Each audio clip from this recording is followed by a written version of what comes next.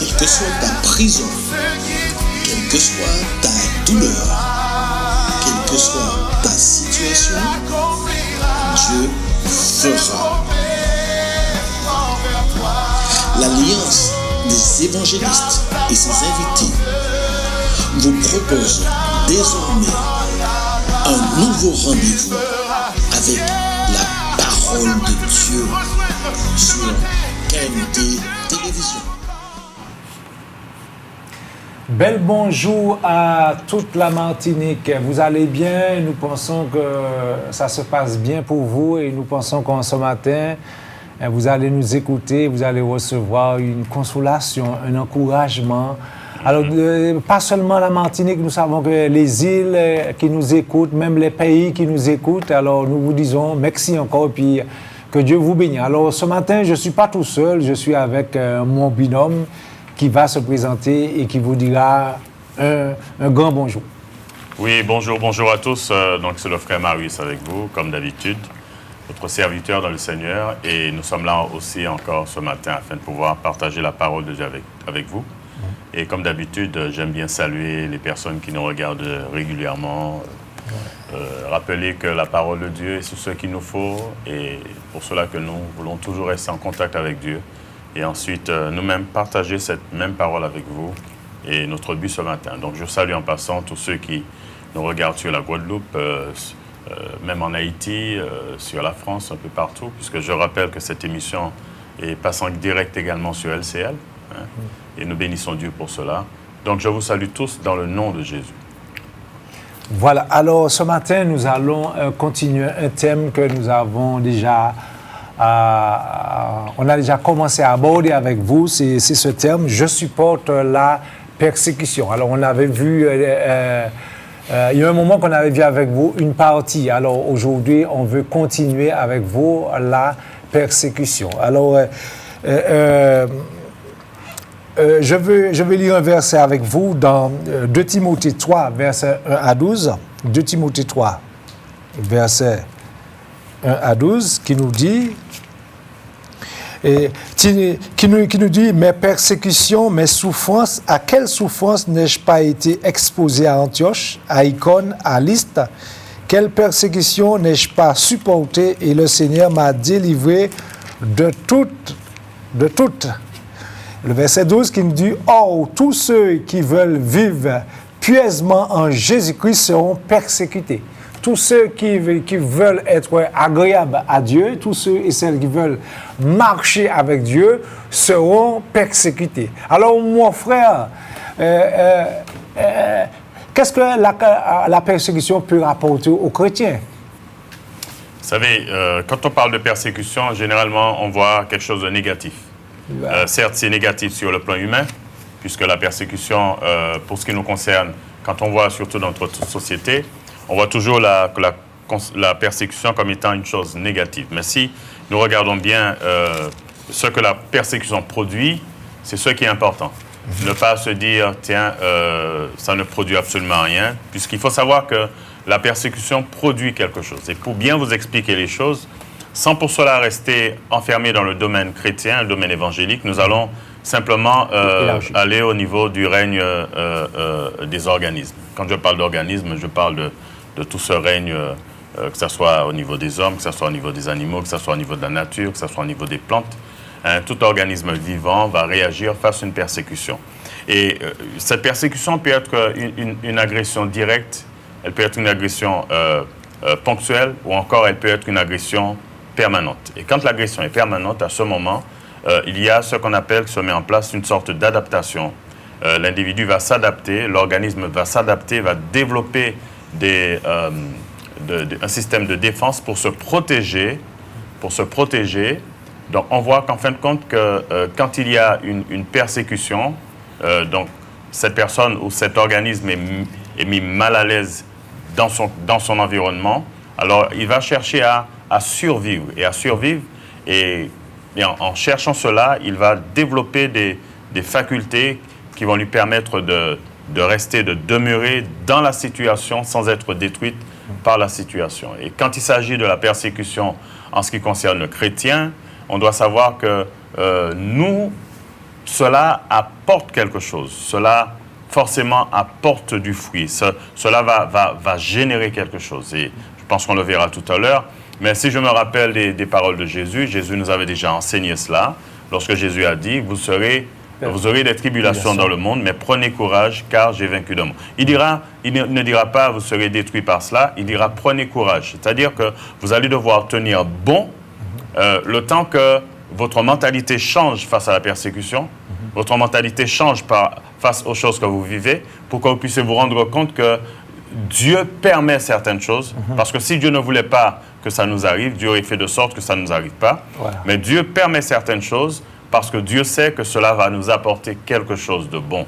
Ah, gloire à Dieu. Quelque chose de bon. Et ce matin, je pense qu'on va parler pour que ceux qui sont persécutés, qui ont développé de l'amertume, qui ont développé de l'animosité face aux personnes qui les persécutent, ceux qui n'arrivent plus à supporter les gens, il y a une solution. Parce que si vous ne pouvez pas changer la situation, vous êtes obligé de vivre dedans. Vivre avec.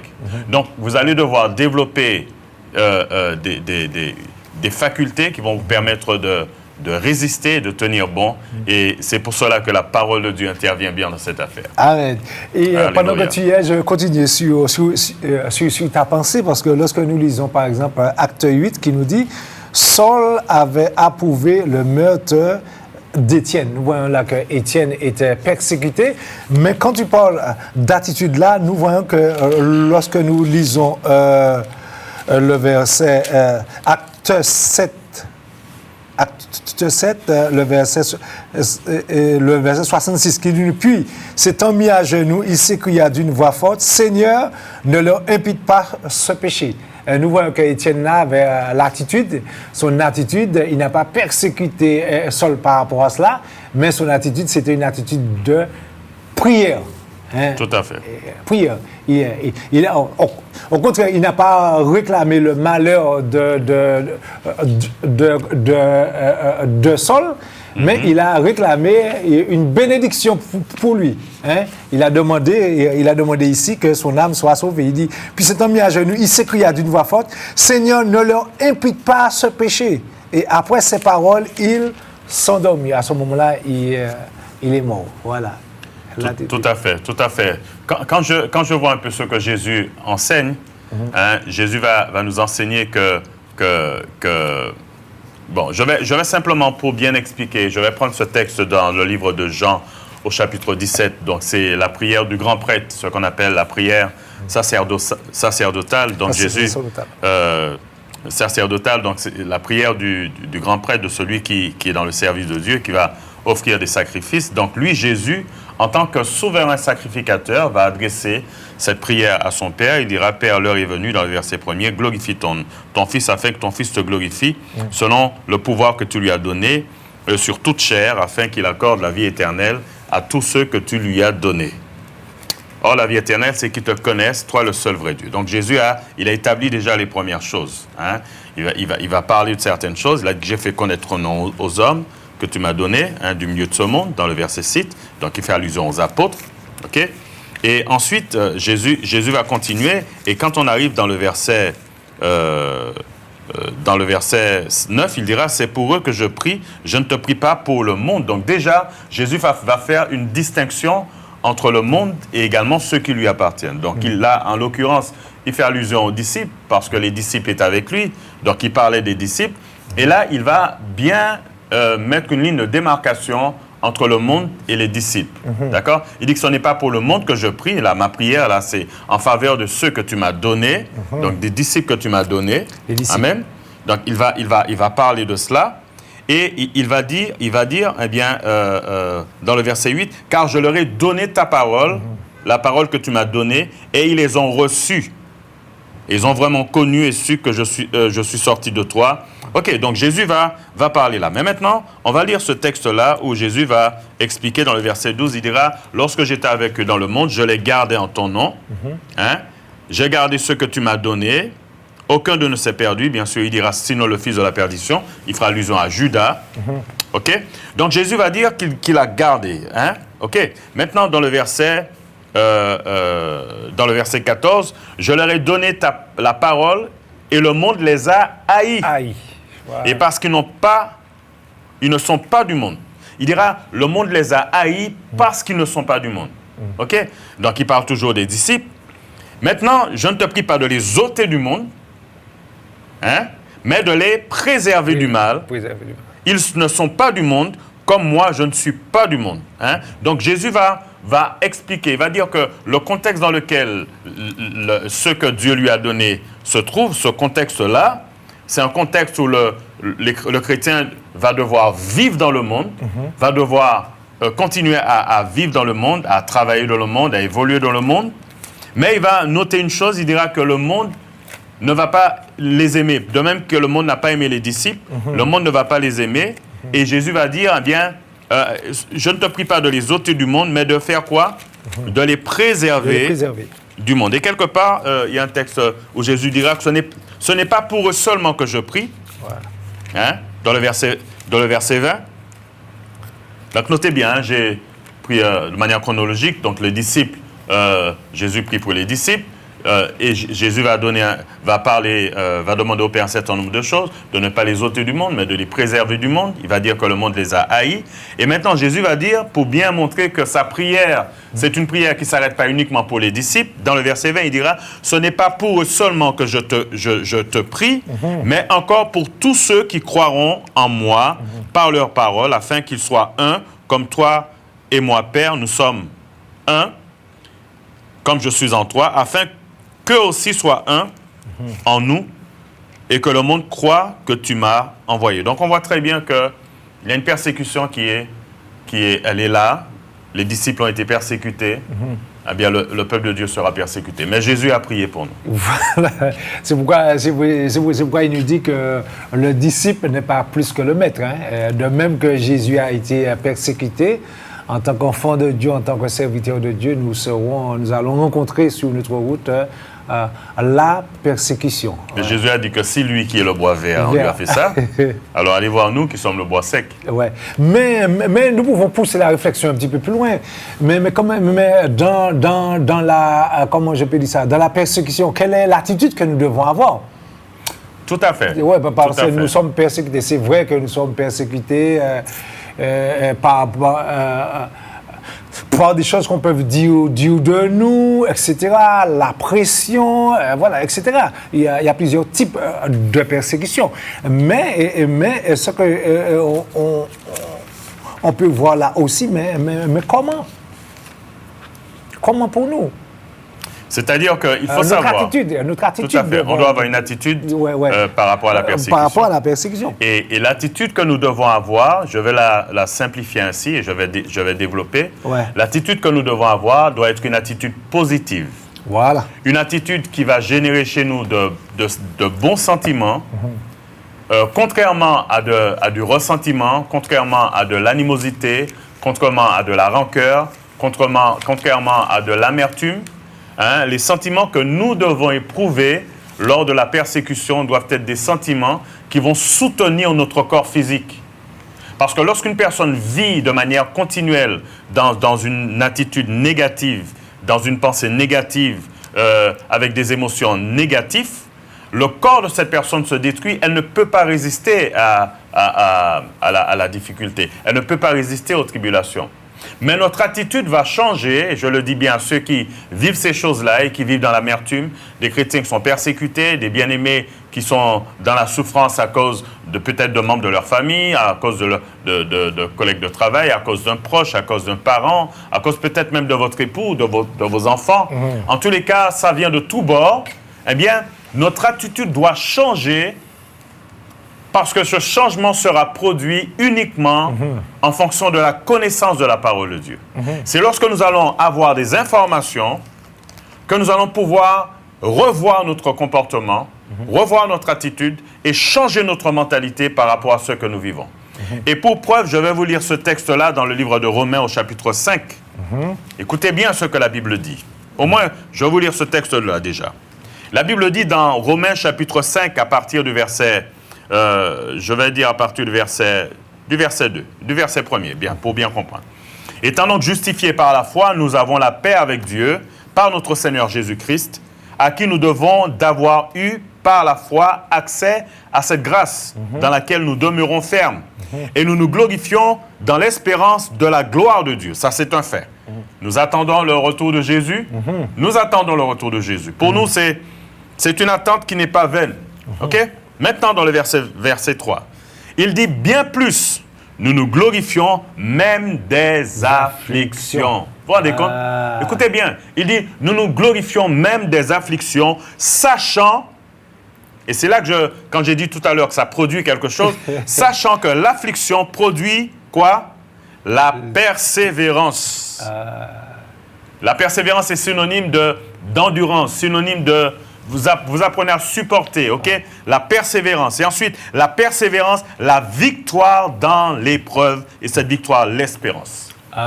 Donc, on voit très bien qu'en fonction de ça, là, ça devrait nous amener à changer d'attitude face à la chose. Nous dire, je vais être patient. Seigneur, donne-moi la patience afin de supporter cela. Je suis persécuté. Seigneur, donne-moi la patience. Si j'arrive à tenir jusqu'au bout, eh bien, je vais ressortir de là, sortir de cette situation grandie. Je ne serai plus la même personne. Mais si, par exemple, je me dis, on me persécute, on me fait du tort, je fais du tort aussi. Mais ce que je n'oublie pas, c'est que ce que je sème, c'est ce que je récolte. Voilà. Et si je fais comme l'autre, d'ailleurs, Salomon dira à son fils, ne dis pas que je vais lui rendre l'appareil. Ne dis pas que je vais lui rendre ce qu'il m'a fait. Parce que Jésus a dit, ne rendez pas le mal pour le mal. Le mal. Donc, on voit, qu'est-ce qu'il dit? Bénissez ceux qui vous persécutent. Priez pour ceux qui vous... Donc, on voit très bien que notre attitude, on ne peut pas développer une attitude sans que ça soit basé sur quoi que ce soit. Notre attitude doit être basée sur la connaissance de la parole de Dieu. Voilà, mais c'est bien. Je vais lire quand même avec vous dans 1 Corinthiens 4, le verset 11 qui nous dit « Jusqu'à cette heure, nous souffrons la faim, la soif, la nudité.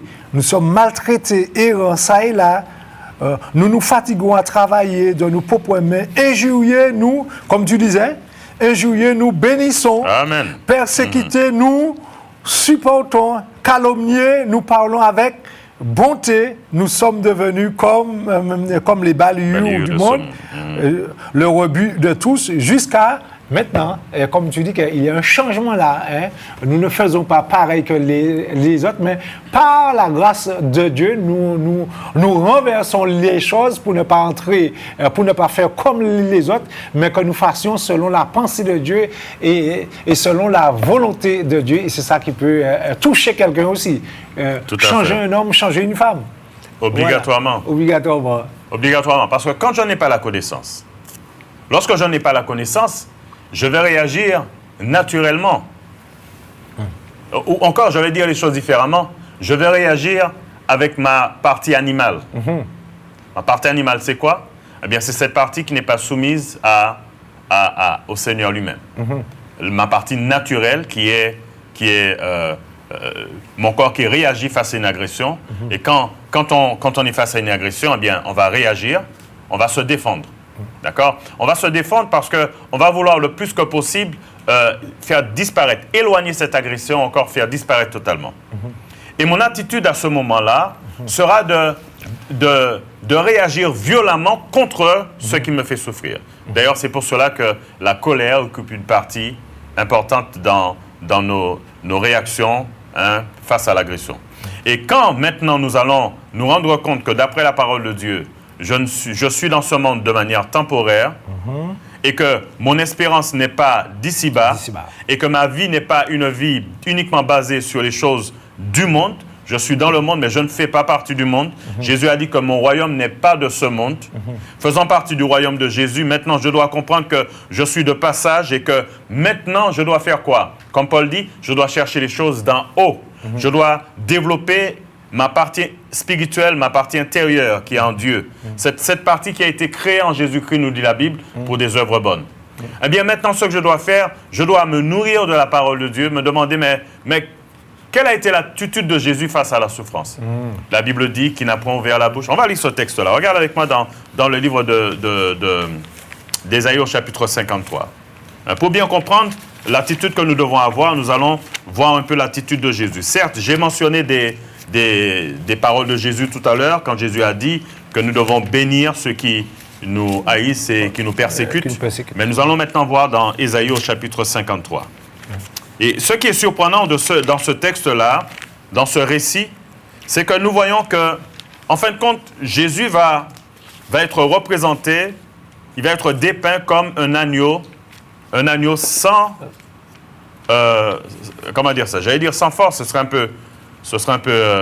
un pléonasme de dire cela, mais c'est un agneau qui, vous savez, l'agneau ne réagit pas négativement. L'agneau va être là. Et regardez ce que la Bible dit. Premièrement, dans le verset 1er, il dit « Qui a reconnu le bras de l'Éternel » Ésaïe 53.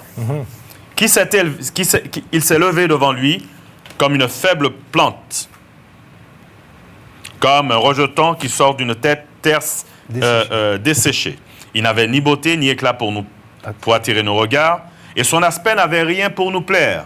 Méprisé, abandonné des hommes, homme de douleur, habitué à la souffrance, semblable à celui dont on détourne le visage, et nous l'avons dédaigné, nous n'avons fait de lui aucun cas. Je rappelle qu'il parle de qui? Il parle de Jésus. De Jésus. D'accord? Il parle de Jésus. Cependant, ce sont nos souffrances qu'il a portées, sur la croix bien sûr. C'est de nos douleurs dont il s'est chargé, et nous l'avons considéré comme puni, frappé de Dieu et humilié. OK? Ça, c'est lui. Il a été blessé à cause de nos péchés, brisé à cause de nos iniquités, le châtiment. Bon, tout cela, ce sont des textes que nous connaissons très bien. Mais regardez bien ce que la Bible dit. La Bible dit que cela avait une raison. Et Jésus savait qu'il y avait une raison à ce qu'il vivait là. Pour cela, je dis à quelqu'un que si vous ne savez pas le pourquoi de ce que vous vivez déjà en âme, même si vous n'avez pas toute la révélation sur ce qui se passe dans votre vie, mais vous savez déjà au départ que la Bible nous dit que nous aurons des tribulations, que nous allons devoir prendre courage, que nous allons devoir nous appuyer sur le Seigneur et que la tribulation va nous apporter quoi? Le fruit de la croissance spirituelle. Nous allons grandir spirituellement. Eh bien, Jésus, il a pu supporter tout cela parce qu'il savait pourquoi il était venu. Regardez bien ce que la Bible dit. La Bible dit dans le verset 6, « Nous étions errants comme des brebis, chacun suivait sa propre voie, et l'Éternel a fait retomber sur lui l'iniquité de nous tous. » Voilà la mission pour laquelle il était venu. Il était venu pour ça, il le savait déjà. Donc il ne pouvait pas développer d'animosité, il ne pouvait pas développer de la haine, il ne pouvait pas, parce qu'il savait que sa mission était ça. Il était maltraité, opprimé, il n'a point ouvert la bouche, semblable à un agneau qu'on mène à la boucherie.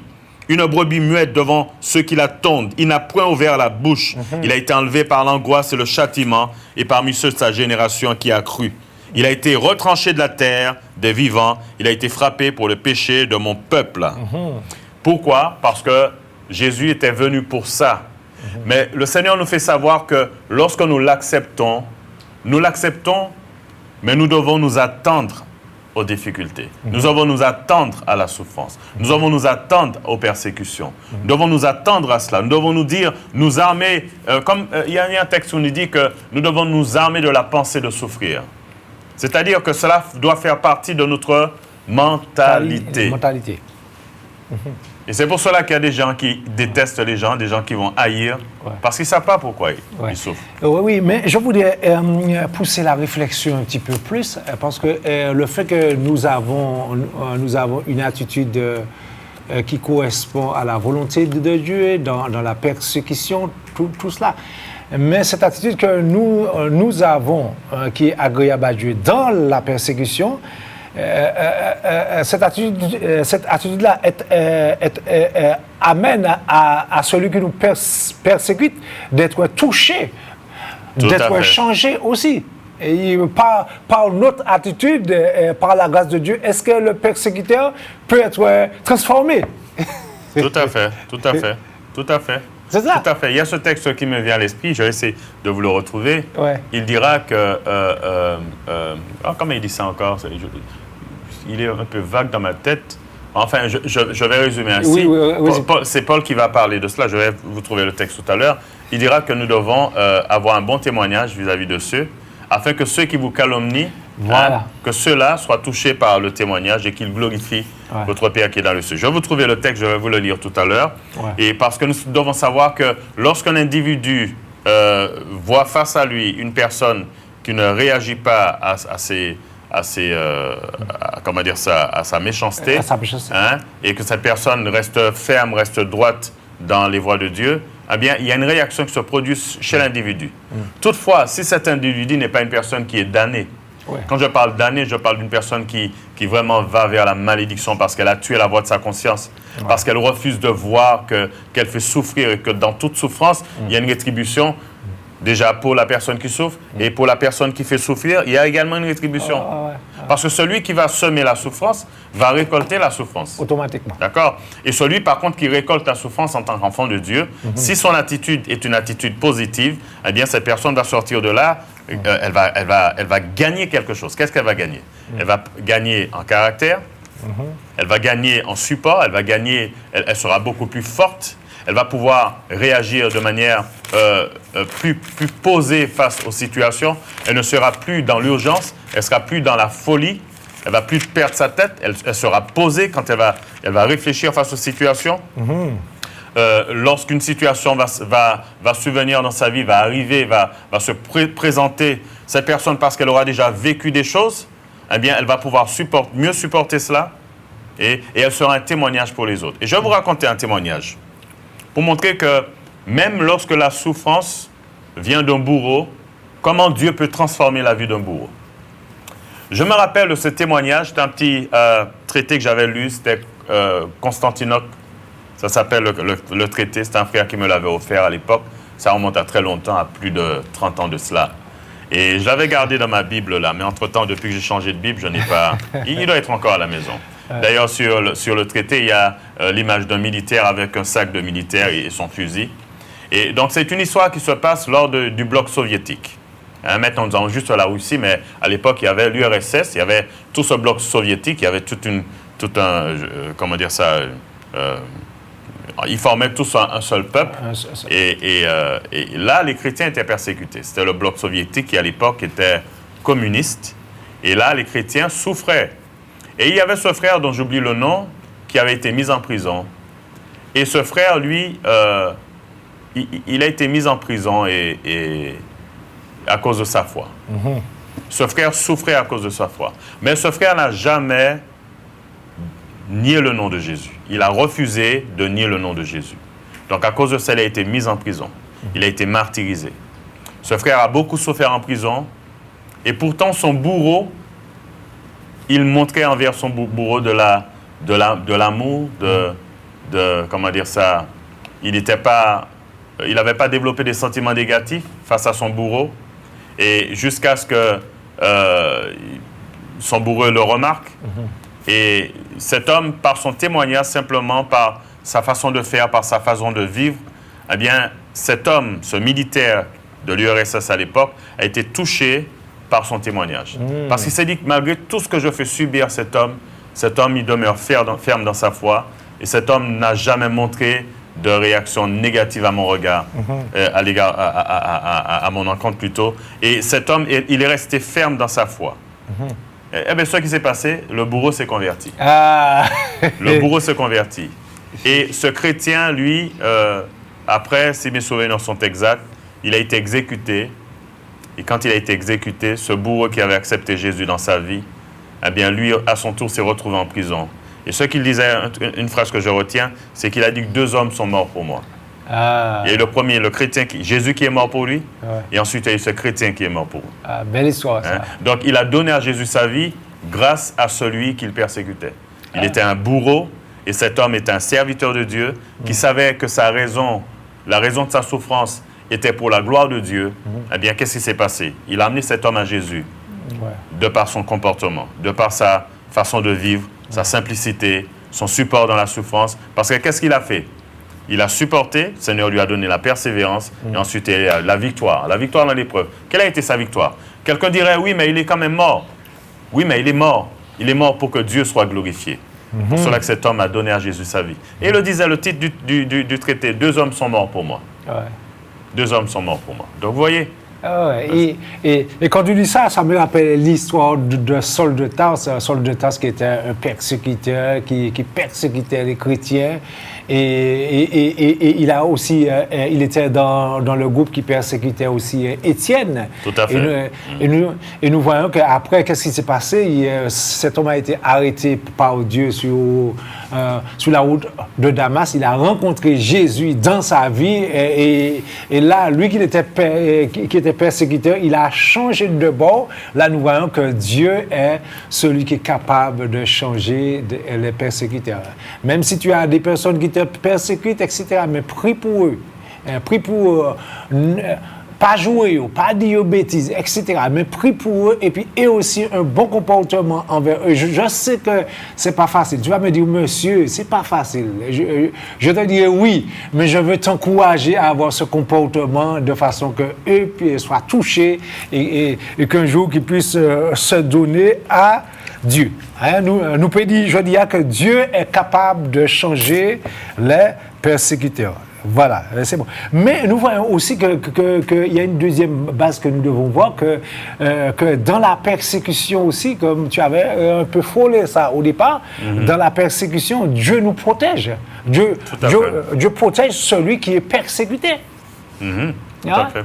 Tout à fait, parce qu'en fin de compte, vous savez, une chose que nous devons comprendre en tant qu'enfants de Dieu, c'est que le Seigneur ne permettra absolument que rien nous arrive sans sa volonté. On doit retenir cela. Jésus a dit que pas un cheveu ne sortira de votre tête ou encore ne tombera de votre tête sans ma volonté, sans la volonté du Père. Pourquoi? Parce que Dieu, c'est lui qui contrôle toutes choses. On doit comprendre que Dieu contrôle toutes choses. Alors certains diront, oui, mais il y a des chrétiens qui meurent. Au Soudan, il y a des chrétiens qu'on tue. Il y a des centaines de chrétiens qu'on a tués d'un coup. On les a brûlés. Alors que je parle là, il y a des chrétiens dans le monde entier qui souffrent. Quand je parle de chrétiens dans le sens large. Hein. Je parle de tous ceux qui professent la foi chrétienne, hein, quelles que soient les dénominations. Ouais. Donc, il y a des chrétiens qui, dans le monde entier, souffrent. Et sachez bien que la religion qui souffre la plus dans ce monde, c'est la religion chrétienne. Il y a plus de chrétiens qui souffrent dans le monde que d'autres religions. Il y a des gens qui essaient de faire ressortir d'autres choses. Oui, mais il faut savoir que d'après les statistiques, les premiers persécutés dans le monde, ce sont les chrétiens, tous bords confondus. Tous bords confondus.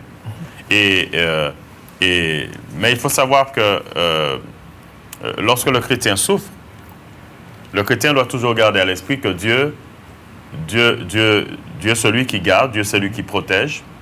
Et malgré le fait qu'il y ait des chrétiens qui meurent, mais il y a des chrétiens que le Seigneur préserve.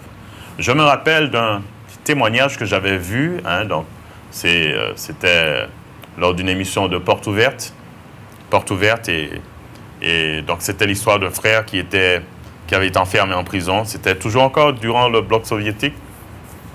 Et ce frère, lui, il avait été jeté en prison, dans une prison juste avec des barreaux, une prison qui n'était pas chauffée. Vous savez, en Sibérie, les températures sont très, très, très basses.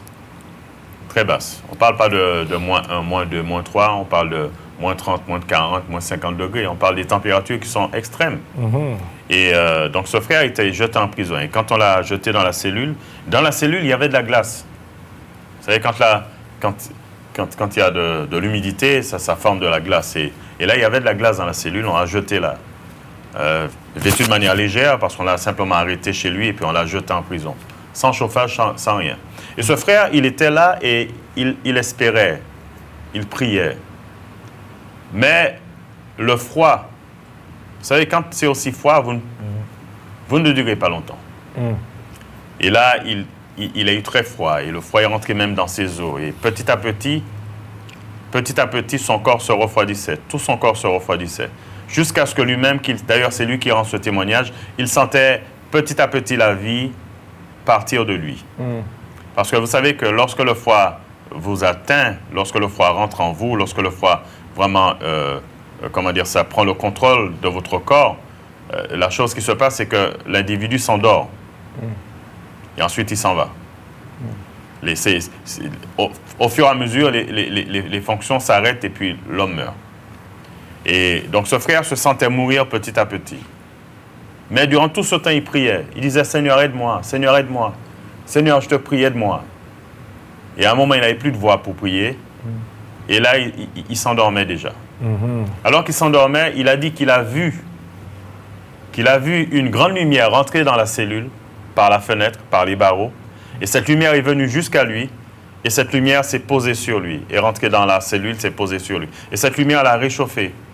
Il a eu chaud durant toute la nuit. Et le lendemain, quand ils sont venus, le garde est venu ouvrir la porte. Quand il a ouvert, il a vu que le gars était en bonne santé. Et dans la cellule, il faisait chaud. Alors qu'il y avait de la glace. C'est paradoxal. Il y avait de la glace là, dans la cellule, et lui, il avait chaud. Et le frère était en bonne santé, et il ne s'attendait pas à ce qu'il soit vivant. Ils l'ont vu vivant. Alors, ça a étonné le bourreau. Et cet homme, le Seigneur l'a préservé. Mais pourquoi ça s'est passé?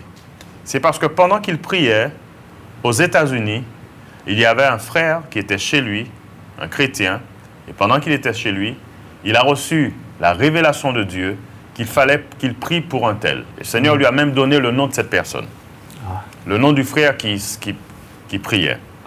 Et alors, il a réuni des bien-aimés, il les a appelés, il leur a dit, nous avons une urgence, il faut qu'on prie. Parce que le Seigneur m'a révélé qu'il y a un frère qui souffre là, il faut qu'on prie pour lui. Et ils se sont mis à prier, ils ont prié. Et c'est là que le Seigneur a envoyé son ange. Le Seigneur a envoyé ce miracle, cette lumière qui est rentrée dans la cellule et qui a réchauffé ce frère toute la nuit. C'est parce que le Seigneur l'a préservé grâce à la prière des bien-aimés qui priaient. Donc Dieu préserve. Il y a des chrétiens qui meurent, mais il y a des chrétiens que Dieu préserve de manière miraculeuse. Le but est de faire quoi? Dans tous les deux sens. Paul le disait, que ce soit par ma vie ou par ma mort, le Seigneur sera toujours glorifié. Mais Dieu préserve également dans la souffrance. Mais il y a une question, on peut se poser aussi. On parle de la persécution, on a développé pas mal de points, mais on peut se poser la question, cette question-là aussi, peut-on nous fuir la persécution? La persécution, en fin de compte, est-ce qu'on... Vous savez, fuir la persécution, ce serait dire vouloir sortir du plan de Dieu. Un chrétien qui va vouloir fuir la persécution se dira que non, Dieu ne sait pas ce qu'il fait. Parce qu'en fin de compte, pourquoi je dis cela? Parce que Dieu est souverain. Que veut dire être souverain? C'est-à-dire que Dieu fait ce qu'il veut. Lorsque vous lisez le psaume 115, la Bible dit que l'Éternel, notre Dieu, est au ciel. Il fait tout ce qu'il veut. Tout ce qu'il veut. Ça voudrait dire qu'il est souverain. Personne ne peut lui dire, mais pourquoi tu fais ce que tu fais là? Ou encore, tu devrais faire ça comme ça. Mais le problème avec nous chrétiens, quelquefois, lorsque nous souffrons, nous disons, Seigneur, mais pourquoi tu veux que je passe par là? Jésus nous répond, si quelqu'un veut venir après moi, qu'il se charge de sa croix. Vous savez, bien souvent, on prend ce texte-là, on le cite, mais on ne prend pas la pleine mesure de ce qui est dit. Ce qui est dit, c'est que, attention, Jésus n'était pas encore monté sur la croix. Jésus, ce n'est pas être passé par la croix qui va dire qu'il se charge de sa croix. Jésus va prendre cet exemple parce que, pour bien comprendre cette image, elle est forte. Lorsque Jésus dit qu'il se charge de sa croix, Jésus faisait allusion à ce qu'il devait subir. Mais avant que Jésus ne monte sur la croix, sachez bien que la croix n'a pas été inventée pour Jésus. La croix, c'était un moyen que les Romains avaient mis en place pour provoquer le plus de souffrance chez quelqu'un. Donc, c'était... Vous savez, à l'époque, les gens cherchaient je pourrais dire, les dominateurs, ceux qui étaient en charge des populations, cherchaient des moyens de dissuasion. C'est-à-dire que la personne qui voulait se rebeller contre l'autorité, voilà à quelle souffrance elle serait exposée. Et la croix a été mise en place par les Romains pour vraiment attiser la souffrance. Il y avait à la fois donc, la personne qui était clouée sur la croix, donc elle souffrait parce qu'elle avait déjà les mains clouées, les pieds cloués. Et également, il y avait tout le poids de son corps sur la croix, et il fallait qu'elle se relève à chaque fois, qu'elle prenne appui sur ses pieds pour pouvoir respirer. Parce que lorsqu'une personne elle est sur la croix, tout le poids de son corps tire vers le bas, et elle a du mal à respirer. Donc il fallait à chaque fois que la personne prenne appui sur ses mains, sur ses pieds. Donc il y avait toute cette souffrance, et puis en plus, la personne était élevée vers quoi? Vers le soleil. Donc il y avait le soleil sur elle, le soleil sur sa tête, et elle souffrait également de déshydratation. Et donc ils avaient inventé cette souffrance. Et quand Jésus dit à l'époque à ces gens, nous ne comprenons pas, nous, pour la plupart d'entre nous. Mais lorsque Jésus a dit ça à ses disciples, Il savait de quoi il parlait. Il savait que Jésus se référait à toute la souffrance que les gens devaient subir lorsqu'on les clouerait sur la croix. Ce n'était pas simplement prendre la croix et se charger de la croix et le suivre, mais la finalité de la croix, c'est la crucifixion. C'est ça. Et quand Jésus va dire à quelqu'un, eh bien, si quelqu'un veut me suivre, mais qu'il se charge de sa croix et qu'il me suive, parce que moi, vous allez me suivre, mais la finalité, c'est la crucifixion, c'est la mort. Et comme c'est la mort, tu dois te dire en tant que chrétien que est-ce qu'il faut que tu échappes à la mort, à cette mort dont il est question? Parce que pour faire la volonté de Dieu, il faut prendre sa croix. Et si on ne prend pas sa croix, eh bien, ce n'est pas la peine. Ouais. On ne peut pas suivre Jésus. Ouais. Mais dans ça, on peut voir une autre... comment je peux dire ça? Par contre, quelqu'un, par exemple, la personne a devant lui quelqu'un peut-être qui veut je ne sais pas, le battre, lui donner des coups, etc. C'est une sorte de persécution aussi. Est-ce qu'il faut... Non, aussi longtemps... Comment dire ça? Tant qu'on peut éviter les conflits, il vaut mieux les éviter. Tant qu'on peut éviter d'entrer dans des situations, il vaut mieux éviter. D'accord?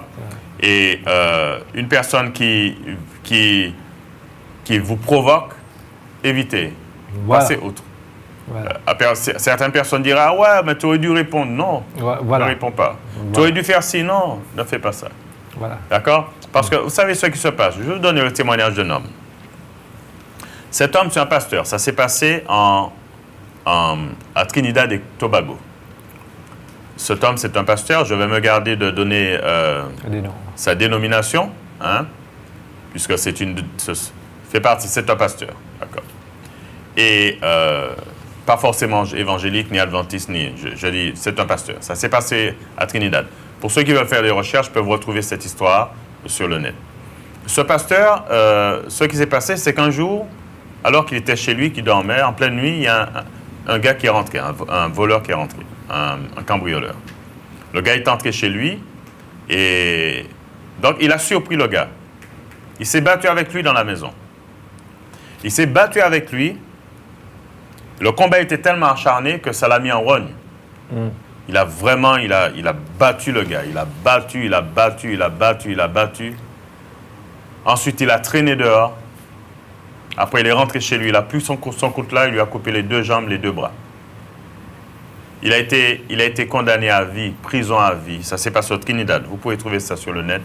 Il a été condamné à la prison à vie parce que le juge lui a dit, écoutez, oui, certes, vous êtes défendu, mais ce pourquoi on vous condamne, c'est parce que vous êtes retourné chez vous. Vous avez pris votre coutelas et vous lui avez coupé les 2 pieds et les 2 jambes.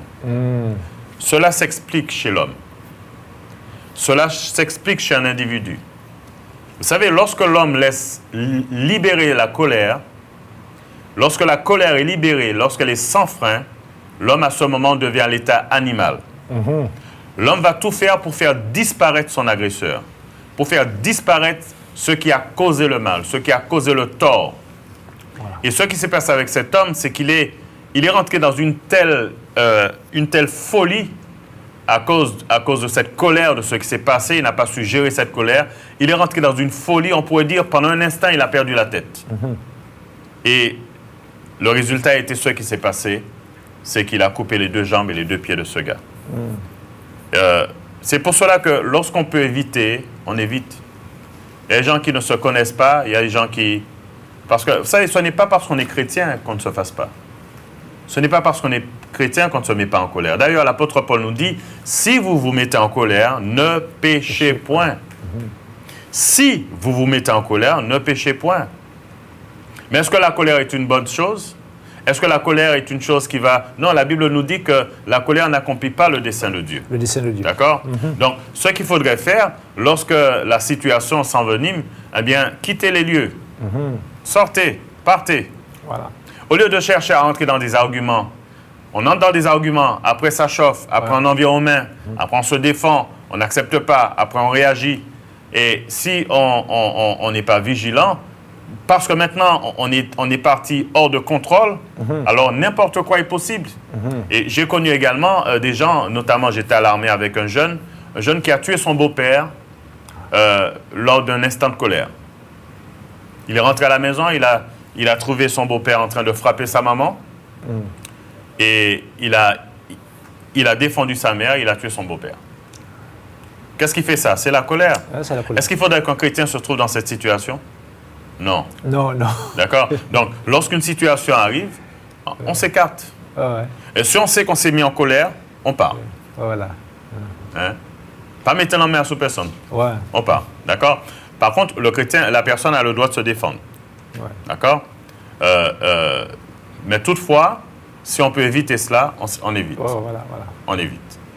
Parce qu'on ne peut pas se dire, toi, je suis chrétien, je vais rester là et puis je vais chasser le diable. Non, c'est bien là. Ça part, c'est hors de contrôle, bien-aimé. Quittez les lieux. Quittez les lieux. Alors, je voulais bien préciser cela de façon que nous puissions bien comprendre pour ne pas créer de confusion. Nous avons bien compris ça, parce que nous voyons l'histoire de l'apôtre Paul. L'apôtre Paul, il y a des moments, il devait aller dans certains endroits. Là, il y avait machin. Il partait, il allait haute, et les disciples étaient là pour, les apôtres du moins, étaient là pour l'encourager. Il dit, va dans cette direction-là. Et nous voyons même Jésus, il y a des moments où Jésus fuyait. Hein. C'est pas par sa faiblesse, c'est pas parce qu'il était faible. Hein. Non, c'est parce que son heure n'était pas venue et Dieu l'orientait à autre part. Et là, il y avait la persécution. Hein. Voilà. Tout à fait. C'est pour nous montrer qu'il y a parfois il y a des moments, il y a des dangers là. Il ne faut pas entrer dans des dangers et puis faire le fort. Dire que parce que je suis chrétien, je suis enfant de Dieu, je vais beginning. Non, il faut être sage, il faut écouter la pensée de Dieu, la direction de Dieu, afin qu'on puisse honorer Dieu, qu'on puisse glorifier Dieu en toutes choses. Et puis, il ne faut pas provoquer les gens aussi. Voilà. Il ne faut pas provoquer les gens. Oui, ça. Je prends un exemple très simple. Il y a des chrétiens qui, lorsqu'ils arrivent quelque part encore au niveau de leur famille, qui vont parler de Jésus, hein, et ils vont être repris par d'autres. Ils vont quand même continuer jusqu'à fâcher les gens. Ce n'est pas ce que le Seigneur nous a envoyé de faire. Et on doit faire preuve de sagesse et d'intelligence afin de témoigner la parole de Dieu. Il y a d'autres façons de témoigner la parole de Dieu. Notre but n'est pas de titiller les gens. Notre but n'est pas de provoquer les gens. D'accord? On veut témoigner la parole de Dieu. On peut le faire déjà au niveau de notre famille par notre vie, par notre témoignage, par ce que nous vivons.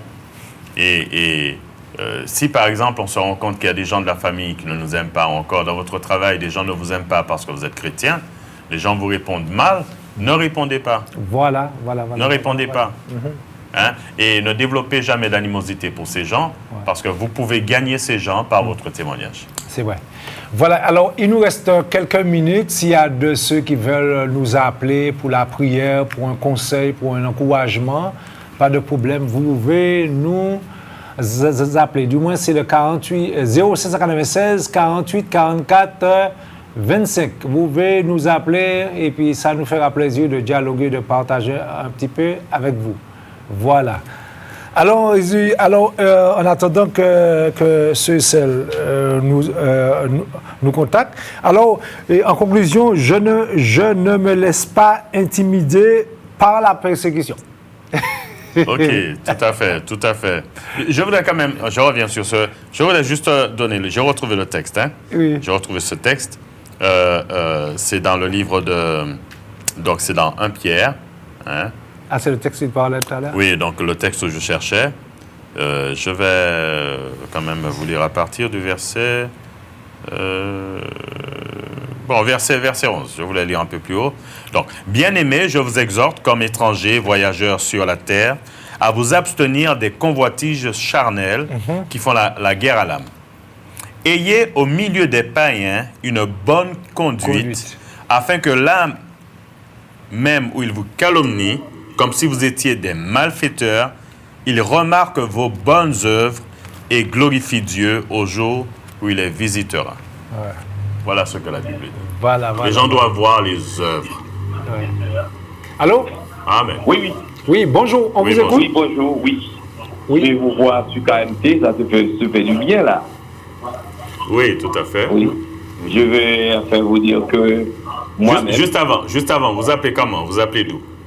Moi, je suis à Port-de-France, je semais. D'accord, vous appelez comment? Je semais. Ah, Sommet. Ah, frère Sommet. Oui, frère Sommet. Je suis là dès le commencement. Je vois que c'est une richesse que le monde trouve maintenant d'entendre cette parole. Donc alors, ça me fait du bien moi-même qui suis déjà sauvé en Christ. Je trouve que le monde, s'il ne profite pas l'occasion, n'est-ce pas, d'attendre et de croire, d'accepter ce moment, d'accepter Christ dans leur vie, c'est une personne vraiment en retard. Alors là, c'est comme une restriction que Dieu vous a fait, n'est-ce pas, de montrer le danger qui est à ceux qui vivent dans ce temps où nous sommes maintenant sans Christ. Donc comment peux-tu faire pour vraiment s'en sortir, pour résister dans ce monde où nous vivons? Alors nous, qui sommes chrétiens, nous voyons que le danger est là. Dieu nous permet de s'en sortir déjà. Mais et ceux qui ne sont pas en Christ, comment feront-ils, n'est-ce pas, pour vivre dans ce monde où nous vivons maintenant? Alors je trouve que c'est une occasion favorable pour eux, ce matin, d'attendre cette richesse-là que Dieu a placée des hommes de Dieu pour le montrer réellement les dangers qui existent à ceux qui ne sont pas en Christ maintenant. Alors merci pour ces paroles d'honneur, ces paroles de grâce que Dieu vous a données, qui me fait du bien moi-même. Moi je dis en Christ, ça me fait du bien. Amen, merci beaucoup. Dieu vous a béni, Dieu va vous servir encore pour pouvoir nous apporter des choses comme ça sur les hommes. Ça me fait du bien. Que Dieu bénisse ce frère Marie, c'est l'autre frère, je ne connais pas son nom, c'est qui nous a donné cette richesse ce matin. Que le nom du Seigneur soit béni. Alléluia. Amen. Merci mon frère. Merci. Merci. Encouragez, continuez à le faire. Ok, mais que Dieu te bénisse. D'accord, Oui, merci bien. Ok. Voilà. Alors, s'il y a d'autres personnes qui peuvent nous appeler pendant que nous sommes là, nous pouvons vous encourager, vous écouter aussi, parce qu'on a besoin parfois d'avoir une oreille attentive pour vous voir. Allô, oui? Oui, allô? Bonjour, madame. Oui, bonjour. Oui, pasteur. Vous appelez comment? Vous appelez d'où? Je suis Rosita de Saint-Barthélemy. Oh, Saint-Barthélemy. Saint-Barthélemy. Bonjour, Saint-Barthélemy. Que Dieu vous bénisse. Oui. Oui, je vous appelle, pasteur, pour m'aider. Oui. J'ai beaucoup de problèmes. J'ai problème de vertige et j'ai des douleurs et des boules tout partout dans mon corps. D'accord. Aidez-moi, pasteur. D'accord. Rappelez-moi votre nom. On va prier pour vous. Rosita. Rosita. De Saint-Barthélemy. D'accord, Rosita. Je note, et puis on va prier. En fin d'émission, on va prier pour Rosita. D'accord? Ok, merci, monsieur. Ok, Merci, c'est pour la pasteur. santé. Pour la D'accord. santé qui n'est pas si bonne. D'accord. Je vais poser une question à Rosita. Est-ce que vous connaissez le Seigneur Jésus? Oui, pasteur. D'accord. Gloire à Dieu. Eh bien, je vais prier pour vous et Dieu est celui qui se manifeste. D'accord? Merci. On va prier en fin d'émission. On rassemble les sujets et on priera juste à la fin. Que Dieu bénisse la Martinique. Ok. D'accord, merci bien. Merci encore. C'est gentil, merci. Ouais. Eh bien, que Dieu soit béni. Ok, oui, donc les personnes doivent comprendre que la persécution a un but. Ouais. Le but de la persécution, c'est d'élever le chrétien à un niveau de maturité. Cette maturité passe par des... Allô? Oui? Oui, Oui, bonjour.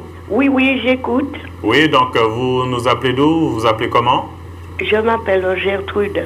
Gertrude, oui. Oui, D'accord. oui. Donc, C'est Gertrude le nous pasteur appelle. Marius et Tout- l'autre pasteur, je ne connais pas son nom, que je voudrais parler pour... Tu dis ton nom? Oui, alors mon nom mon nom de famille c'est Marie-Luce et le prénom c'est Charles Hibert. Charles Hibert. D'accord. Ok. Allô, je voudrais parler au pasteur Marius. Oui, je suis là, oui. Bonjour, pasteur Marius. Oui, bonjour. Bonjour, C'est ma la sœur. sœur Moustin. Ma soeur Moustin, comment va? Ça va, je suis là. On ne cesse pas de prier pour toi, ma soeur Moustin. Dieu Oui. est grand. Ça fait déjà... depuis quand tu es venu à la maison, Tout à fait, oui. Tout à fait, tout à fait. On s'est eu au téléphone après, je crois que c'est la semaine dernière. Oui, tout à fait, on oui. s'y parle au téléphone. Je voudrais te dire Oui. que ce que tu as dit là, c'est la vérité. Parce que je sortais du travail à la mairie de Fort-de-France, j'étais sous le boulevard pour attendre le car. Il y a un monsieur qui est passé qui m'a giflé. J'ai regardé, on me dit, ah, et mon ston a quitté Michel. J'ai dit, non, je ne peux rien faire, il m'a giflé. Après cela, je suis sortie au temple. Et quand je suis sortie au temple, la même chose. Il y a un monsieur qui est sorti, il m'a giflé, la même chose. Et puis on me dit que c'est Moustin, tu es debout là. J'ai dit non, je ne peux. Dieu a dit de ne pas. J'ai dit, mais le Seigneur a dit de ne pas rendre, d'accepter. Alors non, je ne peux pas rendre ce que le monsieur m'a fait. Non du tout.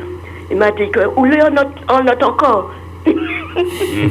Alors ce que tu as dit là, c'est la vérité, parce que ce jour-là, je n'ai pas agi rien du tout. J'ai pris ma petite gifle bien gentiment et je suis partie.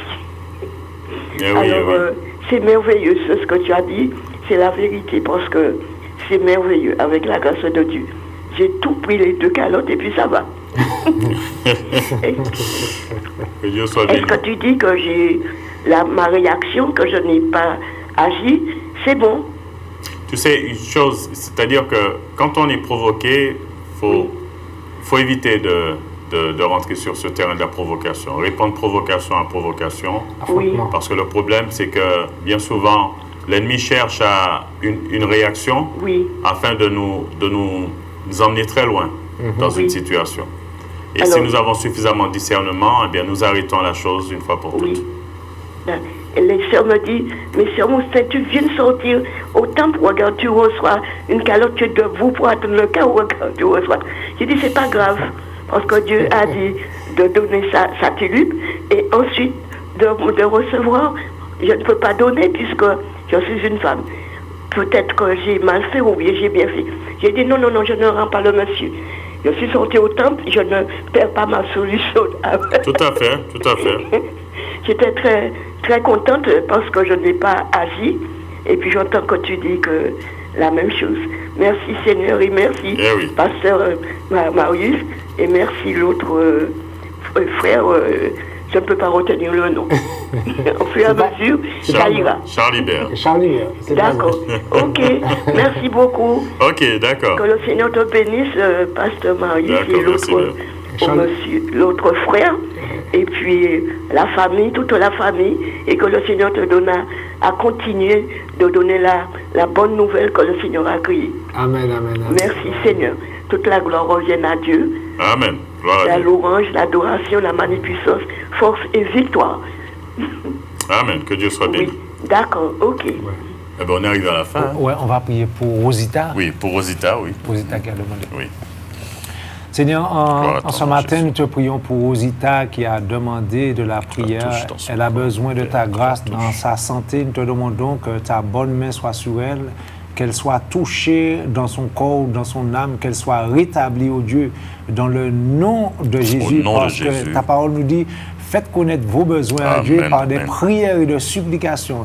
Et la paix de Dieu qui surpasse toute intelligence gardera nos cœurs et nos pensées en Jésus-Christ. Alors qu'elle soit bénie, qu'elle puisse expérimenter la guérison divine, au Dieu, dans le nom de Jésus. Amen. Amen. Gloire à Dieu. Que Dieu soit béni.